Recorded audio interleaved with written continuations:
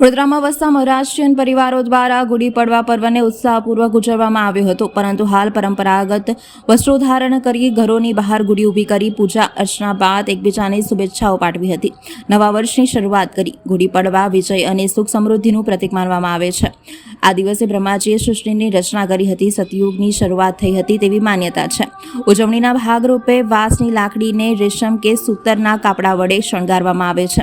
ગુડીને લીમડાની ડાળખી, સાકરનો હાર અને પુષ્પોની અલંકૃત કરવામાં આવે છે.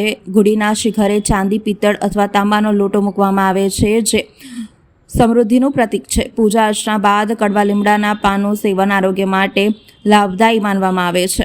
વડોદરાના ખંડોબા મંદિરે મહારાષ્ટ્રીયન સમાજના લોકો વિશેષ ઉપસ્થિત રહ્યા હતા અને વિશેષ પૂજા પરંપરાગત રીતે કરી હતી અને પર્વની ઉજવણી કરી હતી.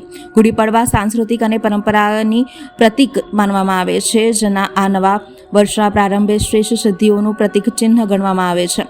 લોકમત ન્યૂઝ ચેનલ દ્વારા પણ ચૈત્ર નવરાત્રિ અને નવા વર્ષે ગુડી પડવા નિમિત્તે આપ સૌને હાર્દિક શુભકામનાઓ.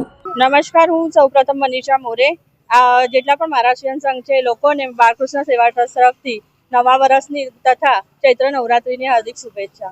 અમે લોકો દર વર્ષે ગુડી પાડવાનો પર્વ ઉત્સાહથી અને આગ્રહથી મનાવીએ છીએ અને દર વર્ષે અમે લોકો પ્રોગ્રામ પણ રાખીએ છીએ. પણ છેલ્લા કેટલા વર્ષથી અમે લોકો પ્રોગ્રામ નથી કરતા અને દર વર્ષે અમે લોકો બ્લડ ડોનેશન કેમ્પ પણ આયોજિત કરીએ છીએ અને પછી ગુડીની પૂજા કરીએ છીએ. આપણે સૌ પ્રથમ તો આપણે જાણીશું કે ગુડી પાડવાનું મહત્વ શું હોય છે.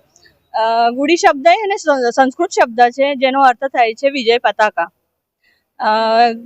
ગુડી પાડવા વિશે આપણે જાણીએ. આજે અનેક કથાઓ એની પાછળ જોડાયેલી છે.